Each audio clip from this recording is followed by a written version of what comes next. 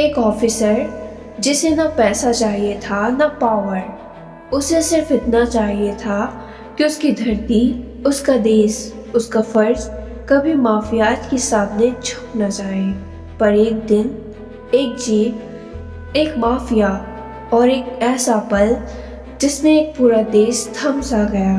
नमस्कार दोस्तों, मैं हूं अंकिता और आप देख रहे हैं अंकिता इंस्पायर, जहां हम उन कहानियों को बताते हैं जो जिंदगी की नींद तोड़ देती है और इंसान को अपनी असली पहचान याद दिला देती है। आज की कहानी है आईएएस नरेंद्र कुमार की, भारत के उस लाल की जो सिर्फ 32 साल की उम्र में शहीद हो गया। नरेंद्र कुमार बिहार के एक साधारण घर में पैदा हुए। माँ स्कूल टीचर, पिता एक अनुशासित आदमी। नरेंद्र ने बचपन से ही एक ही बात सुनी, बेटा, ईमानदारी से जीना मुश्किल होता है पर बिना ईमानदारी के जीना बेकार।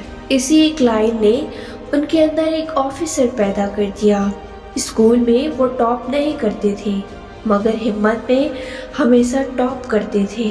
जब दोस्त पूछते तो आईएएस क्यों बनना चाहता है, वो शांत सा मुस्कुराते और कहते, क्योंकि मैं सिस्टम से लड़ना चाहता हूँ, सिस्टम का हिस्सा बनकर। नरेंद्र कुमार ने इंजीनियरिंग की, फिर यूपीएससी का कठिन सफर शुरू हुआ। घर में प्रेशर, फाइनेंशियल स्ट्रगल, एक्सपेक्टेशंस, पर दिल में सिर्फ एक आवाज़, देश के लिए मुझे कुछ करना ही करना है। 3 अटेम्प्ट्स, 3 फेलियर्स। हर बार लोग कह देते छोड़ दे, ये तेरे बस की बात नहीं, पर नरेंद्र कुमार ने कभी हार नहीं मानी। Finally UPSC clear, IAS batch 2009। घर में खुशी के आंसू। माँ ने कहा, फर्ज निभाना पर अपना ख्याल भी रखना। उन्होंने भी सिर्फ एक बात बोली, मैं वादा करता हूँ माँ। उन्हें भी नहीं पता था यही उनका माँ से किया हुआ आखिरी वादा बन जाएगा। नरेंद्र जी को मुरैना डिस्ट्रिक्ट में पोस्टिंग मिली, जहाँ का नाम ही सपाट में रेत माफिया का गढ़ था। मतलब इलीगल माइनिंग, रात के अंधेरे में दमदार 2 मशीनें और उनकी दहशत में दबा हुआ सिस्टम। लोग कहते थे, सर उसके खिलाफ मत जाना, ये माफिया जान भी ले सकता है। उनका जवाब हमेशा एक सा था, अगर एक आईएएस ऑफिसर माफिया से डरे तो देश का क्या होगा। उनके आने के बाद माइनिंग माफिया का बिजनेस थरथराने लगा। छापे, जब्ती, गिरफ्तारी, एक के बाद एक इलीगल डंपर पकड़े जा रहे थे। माफिया समझ चुके थे कि आदमी बिकने वाला नहीं। हर छापे के बाद उन्हें धमकियां मिलती, सर अपनी जान की सलामती चाहते हो तो पीछे हट जाओ। पर नरेंद्र कुमार का जवाब था, मैं ऑफिसर हूँ, बेपरवाह नहीं पर डरने वाला भी नहीं। उन्होंने इलीगल क्वायरिंग पर फुल स्ट्राइक लगा दी। इससे माफिया का करोड़ों का नुकसान होने लगा। और समझ लो, जहाँ पैसा होगा वहाँ गुस्सा भी होगा। माफिया उनके खिलाफ प्लानिंग करने लगा।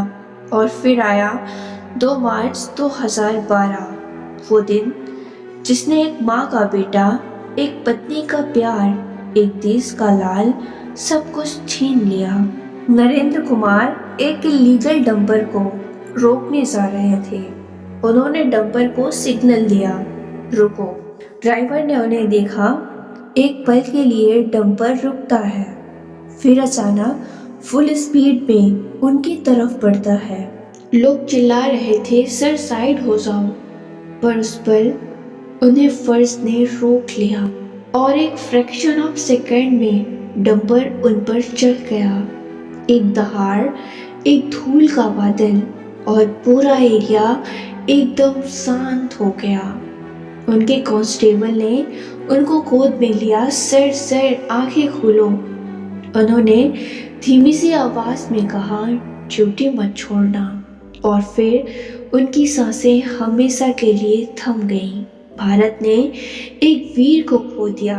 इंडियन एडमिनिस्ट्रेटिव सर्विस ने अपने एक शेर को, नरेंद्र कुमार की पत्नी आईपीएस ऑफिसर जो 8 महीने की प्रेग्नेंट थी।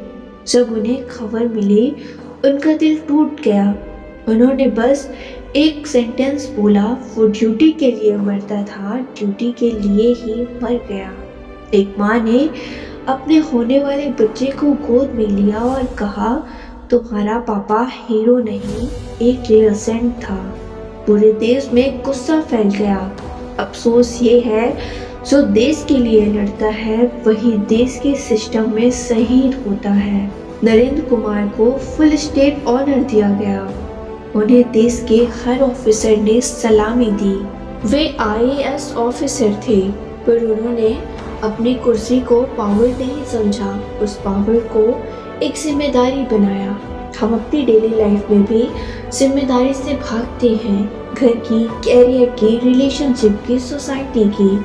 पर जब जिम्मेदारी को अपना सत्य मान कर जीते हैं तभी इंसान का चरित्र बनता है।